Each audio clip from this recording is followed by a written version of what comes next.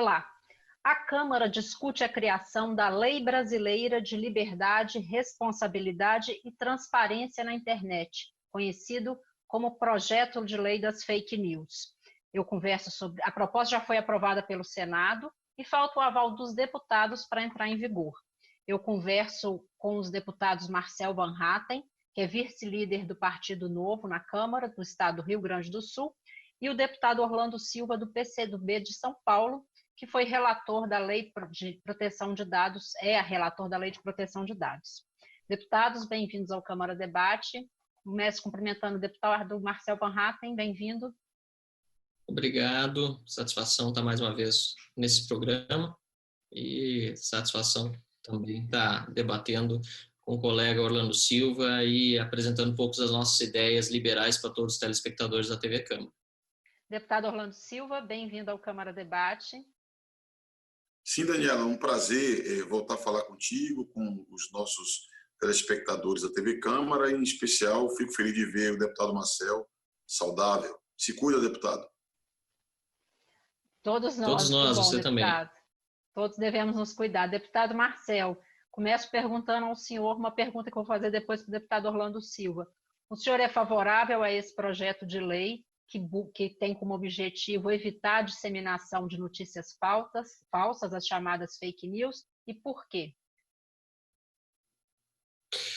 Olha, Daniel, na verdade não, eu sou contrário a esse projeto de lei. Eu entendo que hoje nós já temos no nosso ordenamento jurídico os remédios necessários para evitar a disseminação de fake news. Na verdade, o que são fake news? Esse termo é uma nova roupagem para velha mentira, né? E nós todos sabemos que quando uma pessoa ofende a outra e acaba extrapolando os limites da liberdade de expressão, de acordo com o que está no nosso ordenamento jurídico, ou seja, injuriando, caluniando, difamando, ou mesmo ameaçando, né? Existem remédios legais para isso. Criar uma nova legislação para supostamente combater fake news vai gerar o oposto, vai acabar amordaçando aqueles que querem falar a verdade, porque o melhor combate à mentira, além dos remédios legais existentes, obviamente, mas a melhor forma de combater a mentira é expondo a verdade dos fatos. E quando a pessoa se sente amordaçada, se sente com medo de enviar uma mensagem pelo Facebook ou pelo WhatsApp, porque pode estar sendo vigiada, a verdade ela acaba sendo a primeira vítima, e nós não queremos que isso aconteça.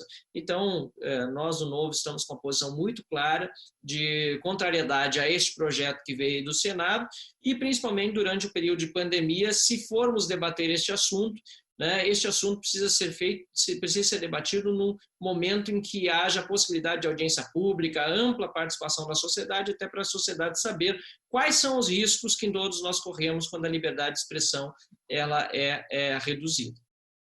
Deputado Orlando Silva, agora eu passo a pergunta ao senhor. O senhor é favorável à criação de um marco regulatório para se evitar a disseminação de notícias falsas? Sim, eu sou. Apesar de que faz alguns anos eu fiz um debate com o deputado Marcel Van Hatten sobre pós-verdade. E a minha perspectiva é que nós temos que enfrentar esse traço do tempo presente, que é a pós-verdade, onde as versões valem mais do que os fatos. As narrativas valem mais do que os dados objetivos. Assim é que está sendo no mundo, né? E a partir daí você fez toda uma discussão que foi introduzida pelos americanos, depois do processo eleitoral deles, acerca de fake news, desinformação, para usar uma expressão em português. Por que eu considero que é adequado termos uma regulação?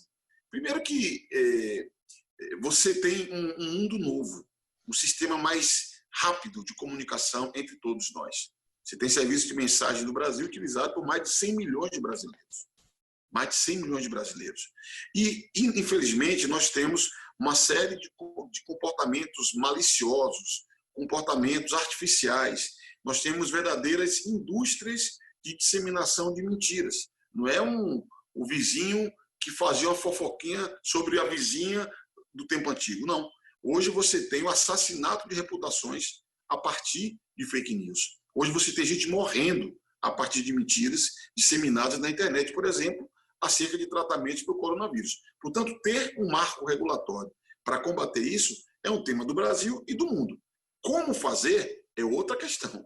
O processo, como ele deve ser feito, quem deve ter poder para fazer o quê, né? A lei, como está preparada no Senado, ela tem um peso muito grande para a transparência das plataformas. Isso é ruim? Não, isso é bom. As plataformas que coletam e tratam tantos dados nossos, elas devem ter deveres de transparência. Eu considero isso muito positivo. Agora, podemos falar um pouco mais depois sobre como regular. Esse aqui é o ponto. Como fazer para que a lei seja adaptável às inovações, não coíba a inovação. Como fazer para que a liberdade de expressão seja respeitada. Isso é uma outra perspectiva. Agora, que há que se ter regulação, eu tenho certeza que sim. Deputado Marcel, pegando um gancho no que o deputado Orlando falou e o que o senhor também havia dito antes, o senhor disse que já temos aí alguns remédios legais para evitar os abusos. Mas a gente está vendo aí, por exemplo, no caso da pandemia do coronavírus, uma circulação de informações truncadas ou mesmo propositalmente erradas e falsas que tem atrapalhado o combate à pandemia em diferentes localidades. Será que esses remédios não estão sendo insuficientes, deputado? Especificamente sobre o coronavírus, na verdade, a própria comunidade científica está com um desafio enorme pela frente e internamente com resultados ainda, em muitos aspectos, contraditórios. Então, a disseminação de informações sobre o coronavírus, apesar de que alguns entendam como algo negativo, acho que pelo contrário, é positivo. Quanto mais informações nós tenhamos a respeito dessa doença nova, que ainda não tem um tratamento comprovado, não tem vacina, quanto mais informações circularem, melhor, para que as pessoas possam, com liberdade e responsabilidade, discernir, né, entre o que é um tratamento eficaz e aquilo que pode ser prejudicial a elas. Então, mas isso não seria um papel dos médicos, deputado? Mesmo os médicos discordam e muito. Há vários fóruns na internet, lives estão sendo realizados com posicionamento completamente discordantes dentro da classe médica, né? Há médicos que receitam determinados protocolos e outros que preferem não seguir. E isso está dentro da profissão do próprio médico, né? Ele tem certo grau de liberdade para agir e, claro, sempre baseando-se o máximo possível dentro daquilo que a ciência hoje já dispõe, mas a própria ciência, de novo, é inconclusiva. Mas retornando ao debate da lei das fake news e não a esse aspecto mais específico, até porque essa lei não é uma lei para ser aplicada apenas em tempo de pandemia, uma lei, quando ela é aprovada pelo parlamento, ela permanece. Eu partilho das mesmas preocupações do deputado Orlando Silva sobre quem vai ser responsável por fazer a averiguação se aquela informação é verdadeira ou não, né? Até porque, se formos depender da classe política e uma série de membros do tal, deixa eu achar o nome certinho aqui, do tal Conselho de Transparência e Responsabilidade na Internet, vão ser indicados por políticos, nós sabemos que políticos mentem e mentem muito. Não vou generalizar, mas a gente sabe que muitos, inclusive, se elegem na base de demagogia, de populismo. Isso é uma crítica que vem desde a direita até a esquerda e sempre vai continuar. Thomas Sowell, aliás, um economista liberal, diz, né, que quando as pessoas esperam o impossível dos políticos, ou seja, pedem demais, só os mais mentirosos se elegem. E o que nós vemos é que esse conselho público, formado por pessoas indicadas por muitos políticos, esse conselho de transparência e responsabilidade vai ser o responsável por dizer o que é verdade e o que é mentira. Então, eu partilho dessa preocupação do deputado Orlando Silva, porque nós não podemos passar para as mãos do Estado a responsabilidade de decidir o que é mentira e o que é verdade. Até porque, para concluir, muitas pessoas que estão propondo esse projeto e que aprovaram, muitos senadores, inclusive, que aprovaram, né, às pressas esse projeto, não querem combater a mentira, querem, na verdade, se proteger por terem poder da opinião daqueles que não têm poder e que ousam criticá-los. Deputado Orlando Silva, pegando esse ponto aí de convergência entre os senhores na questão da modulação, quem deve ter esse poder de moderação? Pelo Marco Civil da Internet seria a Justiça. Agora, essa proposta já prevê que os próprios provedores vão poder tirar do ar a partir de denúncias.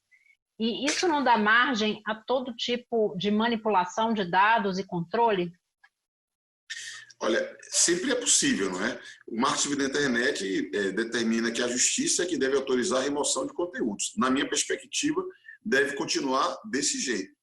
Ressalvado hipóteses que o próprio projeto tenta trazer. Você tem um problema dado.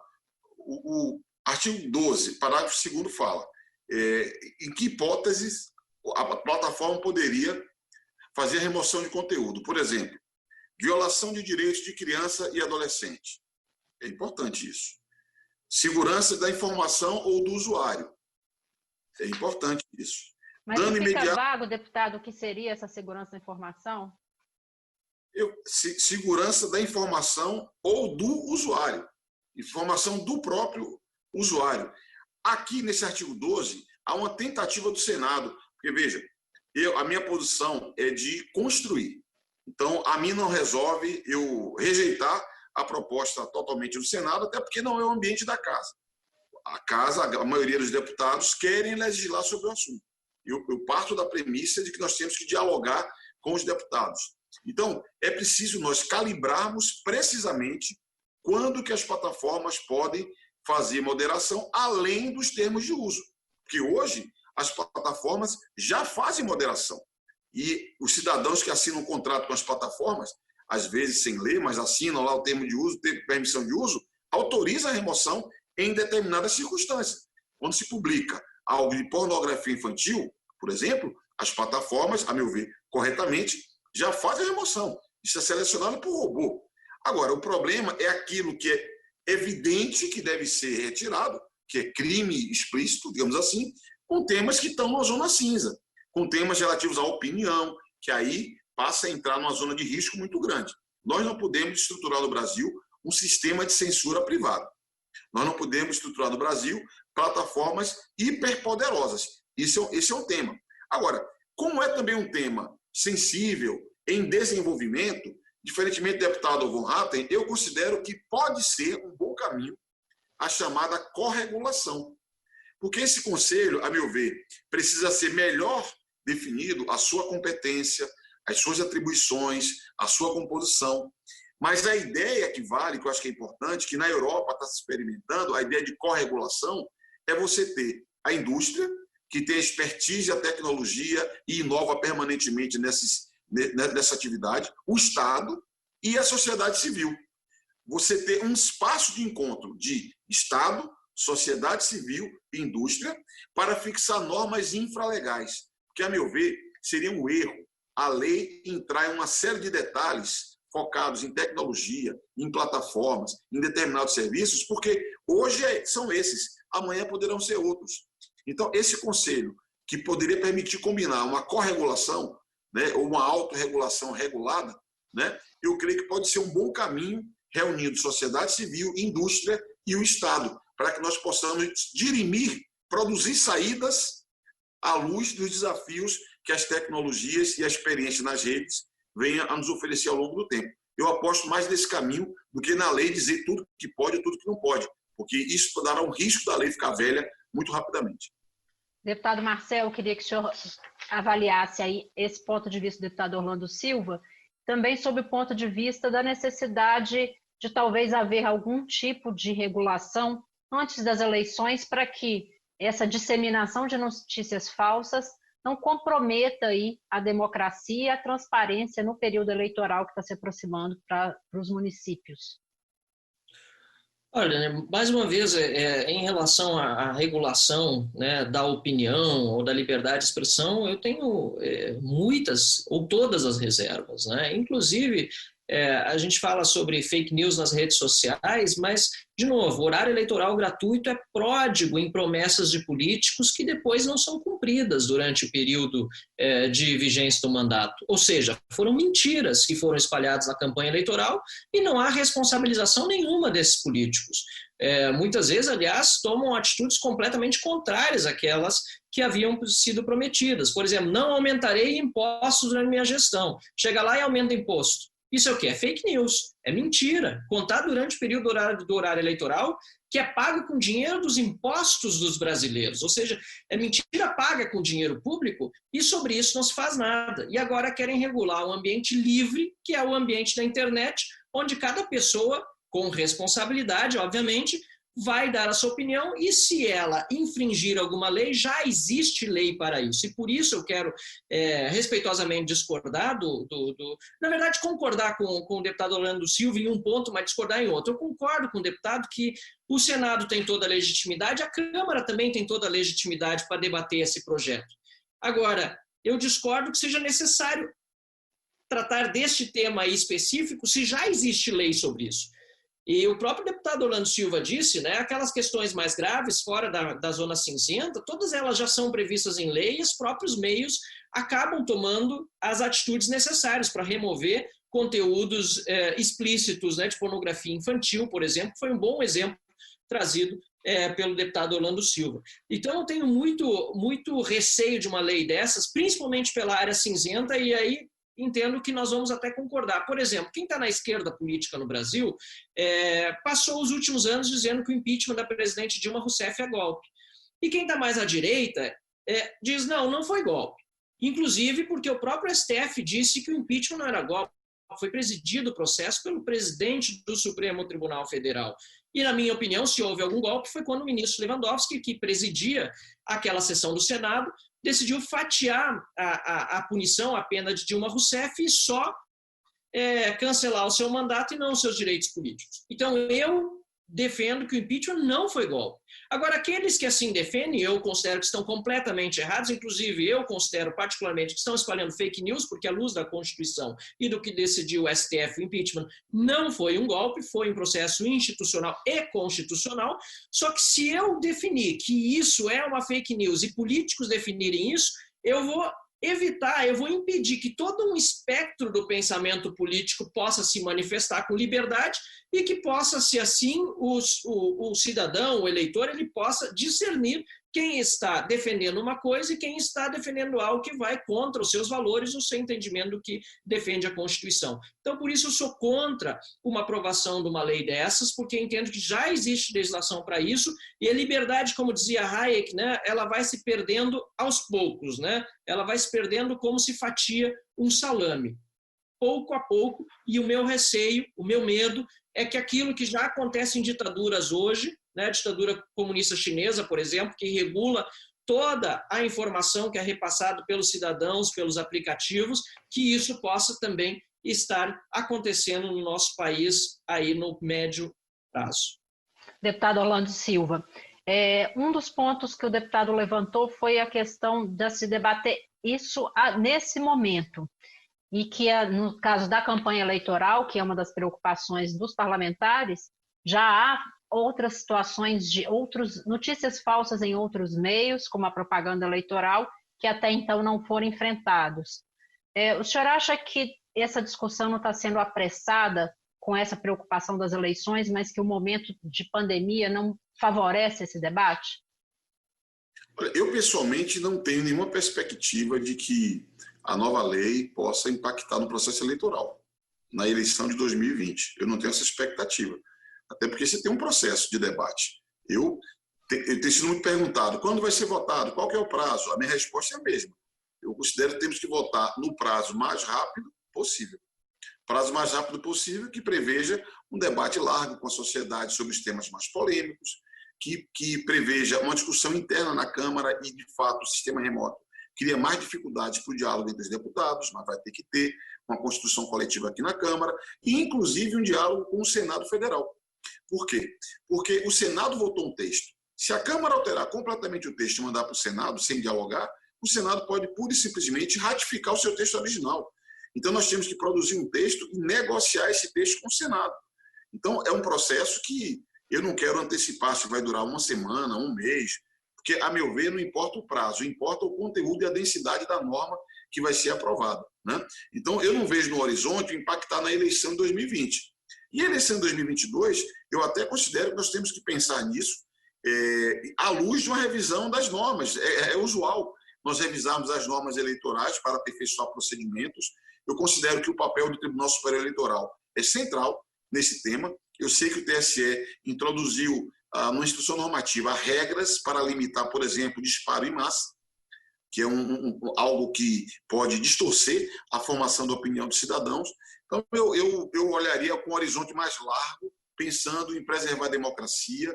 Eu considero que o deputado, meu colega Von Hatten, me permita, erra quando simplifica o debate. Eu vou dar um exemplo concreto de um candidato que não é meu, não teve meu apoio.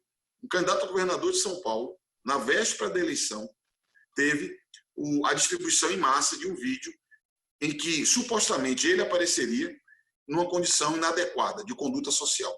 Nem era ele. Uma perícia provou que não era ele. Mas se tentou fazer crer que era ele, para quê? Para se atingir uma parcela do público que ficaria indignada com a conduta daquele homem público. É isso que nós estamos falando. É esse tipo de distorção de informação. Não é opinião política, de análise política, nem de análise da história. Na história, você tem a possibilidade de interpretação sempre. São fatos. Você pode fazer análise dos fatos. A referência que o deputado fez a um procedimento acontecido em 2016 é um fato histórico.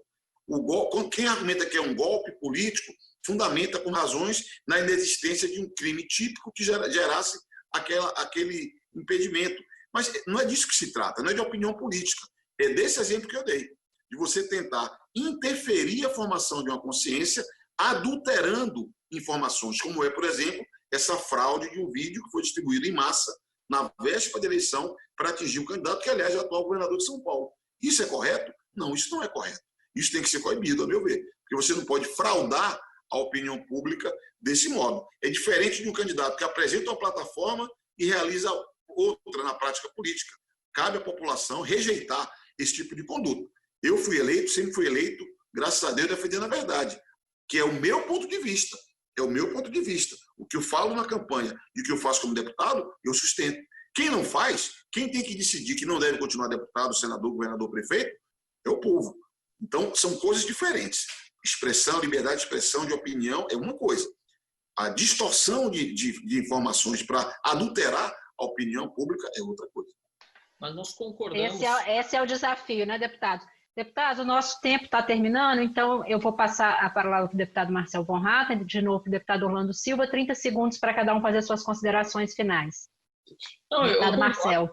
Eu concordo com a conclusão do deputado, inclusive eu já sustentei isso antes, são coisas diferentes, né? E ele mesmo falou em zona cinzenta da opinião política, né? Mas o fato que ele trouxe já está previsto, já é difamação de uma pessoa, né? Está no artigo 139, né, do nosso Código Penal. Então já existe remédio jurídico para isso. Às vezes é difícil identificar, e nesse ponto realmente o judiciário precisa buscar com as empresas a responsabilização dessa pessoa e identificação, primeiro, para poder responsabilizar. Mas, para concluir, eu fico contente de participar desse debate, inclusive o deputado Orlando Silva, né, que do Partido Comunista, nós temos visões divergentes em muitos aspectos aqui na Câmara dos Deputados, mas eu citei antes a ditadura comunista chinesa justamente porque lá há um controle muito grande, inclusive do que as pessoas não podem nem ter acesso a Twitter, o Google está proibido no país, né? E fico feliz de ver que aqui o deputado Orlando Silva tem uma visão diferente sobre essa interferência política, porque lá sim acontece, e eu tenho muito receio que aprovando uma lei dessas vai acontecer o que acontece lá. A pessoa manda uma crítica contra o governo, e essa crítica no WeChat, que é o único aplicativo, um dos únicos autorizados lá a funcionar, essa crítica é apagada e eu vi isso acontecer na minha frente, infelizmente. Muito obrigado pela oportunidade do debate. Obrigada, deputado. Deputado Orlando Silva, suas considerações finais. Precisaria ter mais tempo para debater. O deputado Marcel pode produzir fake news. E debater sobre a China seria importante discutir o conjunto da obra. Lá é um outro modelo, é um outro sistema, outra realidade política, histórica, econômica, cultural, e não é simples. A NSA, os órgãos de inteligência dos Estados Unidos, têm acesso a muitas informações nossas, manejam essas informações. Quantos de nós, Daniela, está conversando em casa sobre um determinado assunto e a contínuo recebe a oferta de um produto sobre aquele assunto? Está sendo coletado a partir da nossa voz, dos nossos dados e transformado em negócio. Então, são muitos aspectos que merecem ser tratados. No caso concreto, o combate à fake news é um desafio das democracias contemporâneas e é um desafio do Brasil. Eu estou topando fazer o debate, construir uma saída. Simples é? Não, é complexo. Mas, para temas complexos, é que nós temos que trabalhar e oferecer melhores condições para o Brasil e para a nossa democracia. Muito obrigado pela oportunidade. Obrigada, deputado Orlando Silva. Nós chegamos ao fim desta edição do Câmara Debate. Eu conversei com os deputados Marcel Van Hatten, do Partido Novo do Rio Grande do Sul, e Orlando Silva, do PCdoB de São Paulo. Obrigada por sua audiência e até a próxima edição.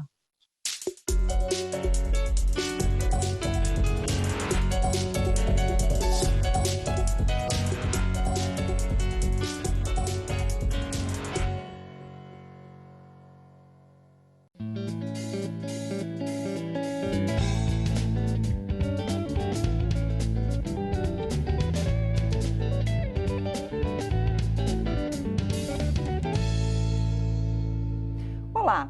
A Comissão Parlamentar de Inquérito que investiga a divulgação de notícias falsas, conhecida como CPI das Fake News, vai continuar seus trabalhos até abril de 2020. O presidente do Senado, Davi Alcolumbre, atendeu ao pedido feito pelo presidente do colegiado, o senador Ângelo Coronel, que argumentou que ainda há muitas pessoas a serem ouvidas. Eu converso hoje com o deputado Túlio Gadelha, do PDT de Pernambuco, que integra a comissão.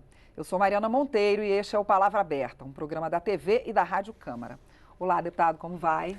Olá, Mariana. Olá, espectadores do programa Palavra Aberta. Um prazer estar aqui com vocês. Deputado, uma parte das investigações diz respeito às eleições do ano passado, as eleições presidenciais, e a denúncia de que fake news teriam sido disseminadas por empresas que teriam recebido, inclusive, dinheiro da campanha do então deputado candidato Jair Bolsonaro, que terminou virando o presidente da República.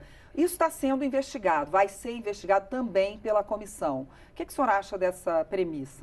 Olha, sem dúvida, são muitos requerimentos para serem apreciados.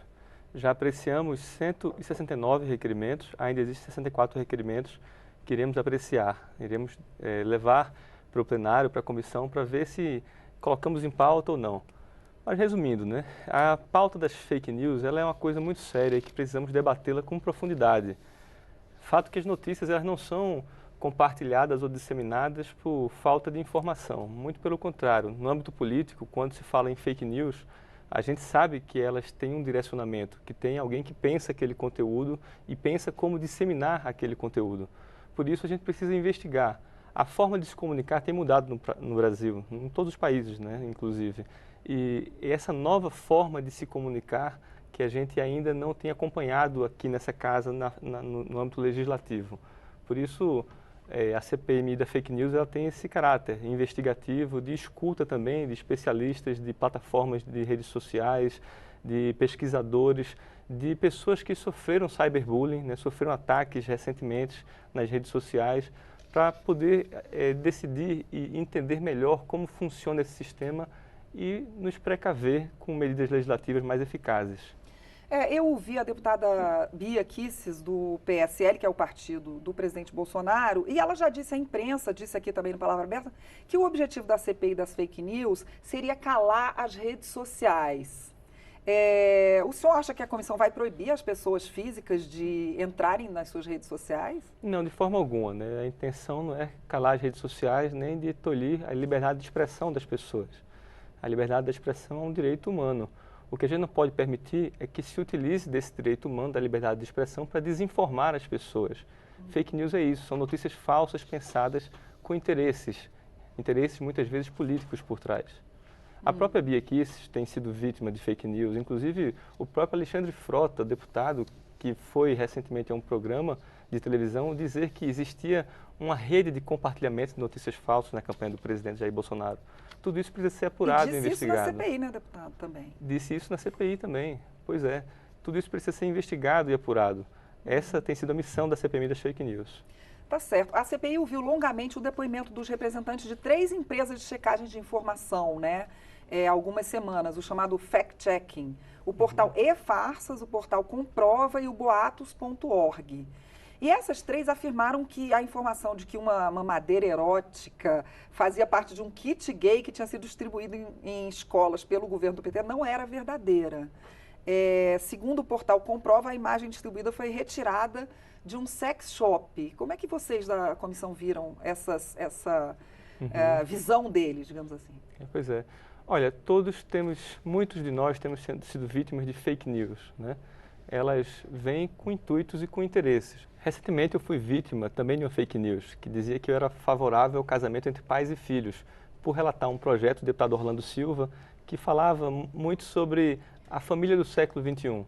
Existe um projeto que chama Estatuto da Família, aprovado, que ele entende como família a união entre um homem e uma mulher. No projeto do deputado Orlando, a compreensão era ampla, que uma mãe solo com seu filho ou seus filhos poderia ali se constituir um núcleo familiar, que um pai apenas com seus filhos também, ou uma avó e seus netos, ou um tio e seus sobrinhos, ou filhos adotados. Dava margem à adoção também. Ou casais homossexuais, né? Ou seja, o fato da gente trazer esse projeto em pauta na Comissão de Direitos Humanos, fomos duramente atacados por uma fake news que dizia que a gente era favorável ao casamento entre pais e filhos.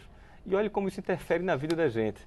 Eu descendo do meu apartamento até o estacionamento do meu prédio, nesse percurso me parou uma senhorinha e disse: Túlio, não é possível que você está votando em um projeto favorável ao casamento entre pais e filhos? Isso é absurdo. Eu disse à dona Margarida: olha, dona Margarida, isso não é verdade. Essa notícia não é verdade que está sendo compartilhada. Aí ela me disse: Túlio, você está dizendo que minha filha e minha irmã estão mentindo para mim porque eu recebi isso no grupo da família. Para você ver, a gente ainda, existe uma falta de informação de algumas gerações que não conseguem compreender como tem funcionado a comunicação. O fato de ela receber a notícia no WhatsApp dela, no grupo da família dela, da filha e da irmã dela, não quer dizer que a notícia é verdade. Elas acreditam naquilo ali porque está escrito até, porque está escrito. Todos podemos criar um blog, podemos inventar um fato, né? E por trás disso existe interesse político. É isso que devemos checar. E uma das empresas de check-facting, de checagem de informação, falou exatamente isso, que quando é lançada uma notícia falsa, eles dão o desmentido e conseguem interromper o ciclo da notícia falsa, mas que o desmentido não consegue alcançar o mesmo número de pessoas que a fake news, que é a notícia falsa. Sem dúvida. Olha, existem 27 projetos hoje tramitando no Congresso, 24 na Câmara Federal e 3 no Senado. A maior parte desses projetos vem no intuito de retirar aquela notícia falsa, de tirar aquilo das redes de fato, ou de punir, né, de criminalizar aquela pessoa que promoveu aquele conteúdo. Isso são medidas importantes, sim, mas é possível se pensar também em uma proposta legislativa que a gente possa nos prevenir a esse tipo de mentira, a esse tipo de notícia disseminada, porque isso desinforma as pessoas. Se falou em talvez passar a permitir que essas empresas de checagem de informações fossem governamentais. O que o senhor acha disso? Eu acho perigoso. Eu acho que talvez um conselho amplo que envolva a sociedade civil, envolva o governo, envolva empresas. Que aí já pode se confundir com censura, né? Pois é, porque você também dá muita autoridade a um governo quando você deixa nas mãos de um governo, do executivo que seja, o poder de retirar aquele conteúdo que ele considera falso ou não. Eu acho que a gente precisa pensar em um conselho amplo que congregue os diversos setores da sociedade civil. E também, talvez, alguém do governo e alguém da oposição, ou não? Ou só a sociedade civil? Olha, essa discussão está sendo amadurecida pela CPMI das fake news. A gente ainda está discutindo a concretização de um projeto mais amplo, né? Talvez eu colocar minha opinião sem ouvir todos os depoentes ali, eu posso estar cometendo algum tipo de falha, né? Sem dúvida. Acho que é isso. Tá certo. Estão previstos os depoimentos, assim, para quem diz que essas pessoas que acham que a CPI é só para apurar o que aconteceu na eleição do ano passado, ou seja, seria uma coisa contra Bolsonaro.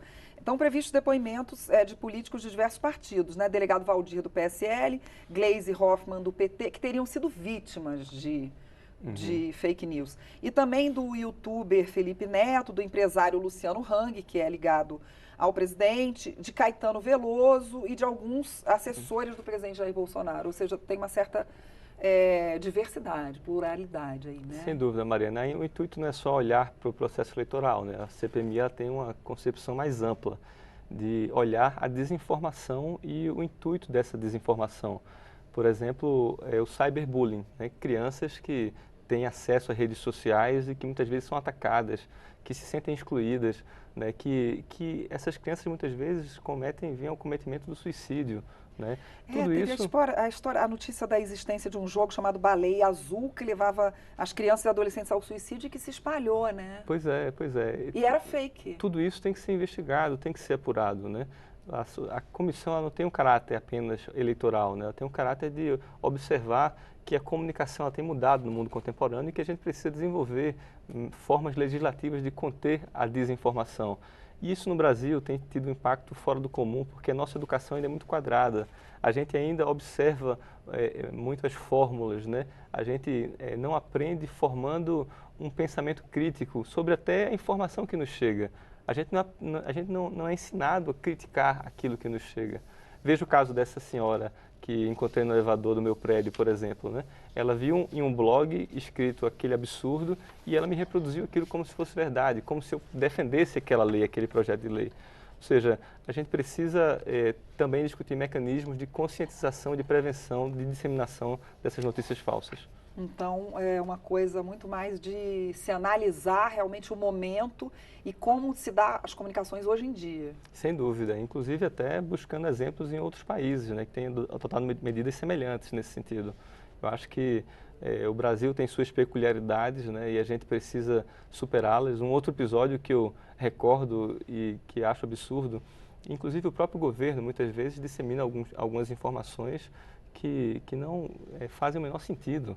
É um representante do Ministério da Agricultura que diz que o peixe é um animal inteligente e que ele foge das manchas de óleo por ser inteligente, ou seja, ele não consome aquele material, onde cientistas, né, estudantes da academia dizem que as praias que foram poluídas com óleo no Nordeste, elas estão comprometidas, o consumo daqueles alimentos, dos frutos do mar, ali está comprometido. E aí, bem, essas notícias elas se espalham, se disseminam e causam até danos à saúde da população.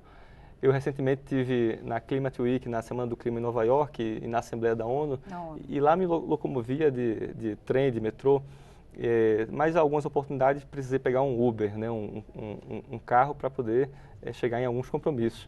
E conversando com um desses motoristas de aplicativos, para você ver como chega o nível das fake news, como chega a ser absurdo, a contaminar a sociedade, né? E ele, sabendo que eu era do Brasil, me perguntou, né, se eu sabia que o presidente Bolsonaro era um alienígena, né? Aí eu disse, olha, o presidente ele fala algumas barbaridades, realmente, não é desse mundo isso aí, né? Aí, não, mas ele é um alienígena mesmo, você não sabe disso? Você é parlamentar, ele me falando, né? O motorista me falando. Aí eu disse, não, como assim, rapaz? Aí ele pegou o celular dele, abriu o YouTube, me mostrou um céu, e no céu uma mancha, disse, olha, tá vendo isso? Isso é um disco voador. Foi esse disco voador que deixou o presidente Bolsonaro no Brasil. Assim, isso é absurdo, acreditar que as pessoas acreditam nisso, né? Aqui no Brasil... Também é um nível de desinformação da pessoa em geral, né? E ali ele falava que ele veio com a missão e que ele leu isso num site e tudo mais. Ou seja, a gente precisa urgentemente discutir medidas para conter a desinformação. Isso aliado a um processo de educação que ainda é do século retrasado, causa danos enormes à sociedade brasileira. Tá bom, deputado, muito obrigada pela sua participação. Eu conversei com o deputado Túlio Gadelha, do PDT de Pernambuco, sobre a CPI mista das fake news, que está investigando a divulgação de notícias falsas. Eu sou Mariana Monteiro e este é o Palavra Aberta, um programa da TV e da Rádio Câmara. Você pode rever esta e outras edições em câmara.leg.br/Palavra Aberta. Até a próxima. Nossa, essa do PT...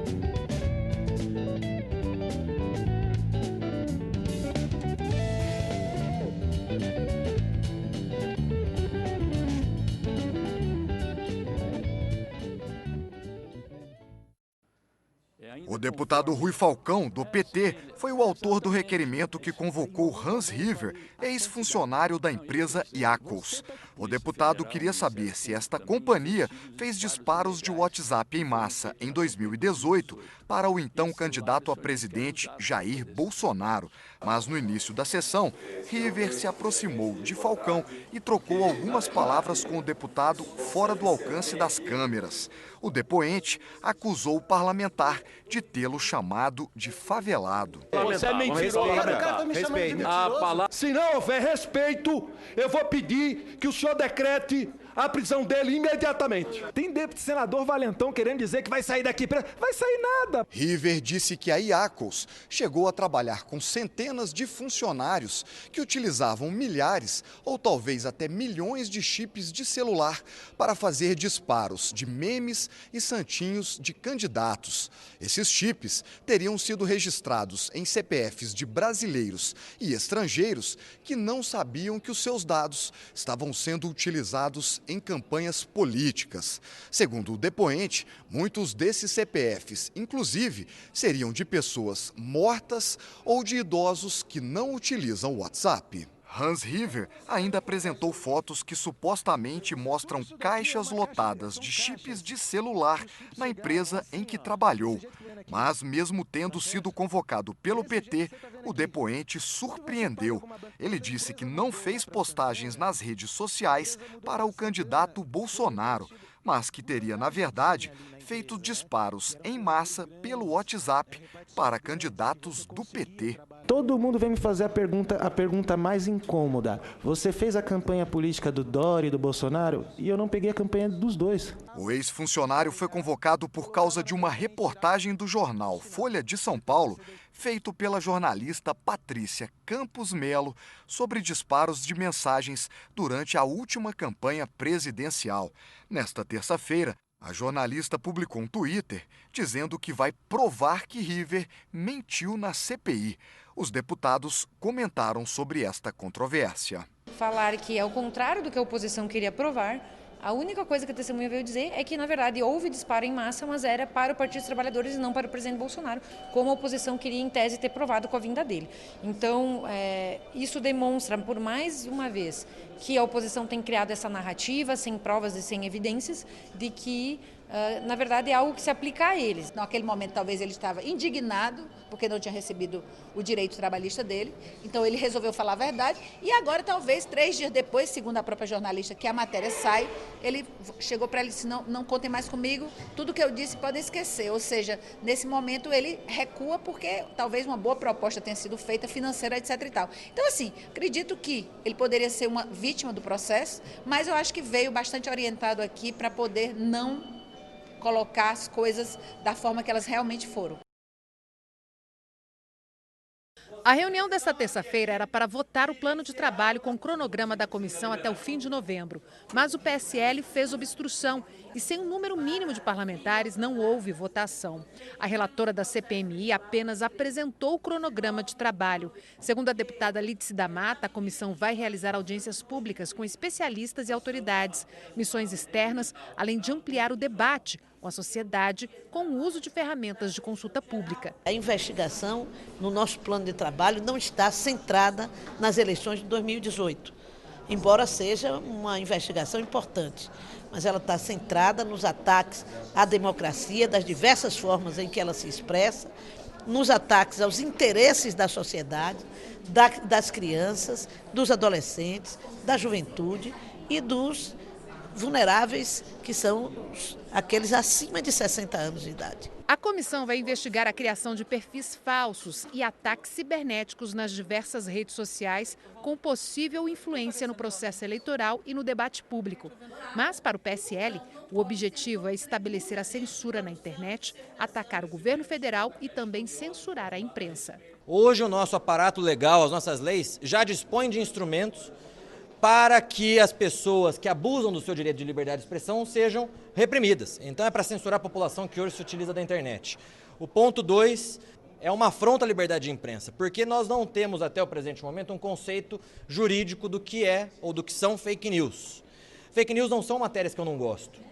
E o que nós vemos hoje é que qualquer matéria que eu não gosto ou que eu discordo são taxadas como fake news. E a terceira consequência é porque essa CPI foi instrumentalizada pelos partidos de oposição que querem propagar fake news se utilizando dessa CPMI contra o governo Bolsonaro. Censura de quem fala mal dos outros e não mostra a cara, eu acho que a imprensa séria, ela quando fala de alguém, ela bota lá no seu site, no seu blog, no seu jornal, sem nenhum problema. A pessoa atingida cabe entrar com reparo de danos morais ou não. Agora, você usar um perfil falso para depreciar alguém, sem saber onde ele existe, isso é um pseudo-anonimato. Inclusive, eu fui ameaçado de morte, já descobrimos, inclusive, uma das pessoas, e hoje a Polícia Federal Legislativa está no encalço dele, porque ele imaginava que ele, com um perfil falso, queria fugir. E nós conseguimos descobrir com o apoio do Google. Então isso não é censura, isso é proteção.